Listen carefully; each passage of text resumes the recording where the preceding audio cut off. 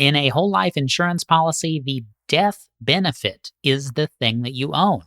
The cash value is how much you can access.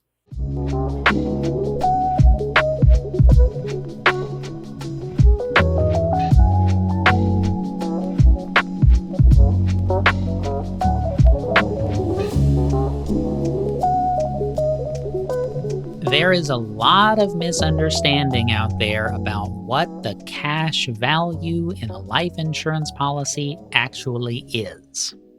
A helpful way to think about this is like equity in your home.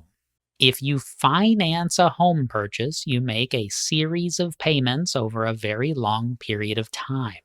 Along the way, you build up equity.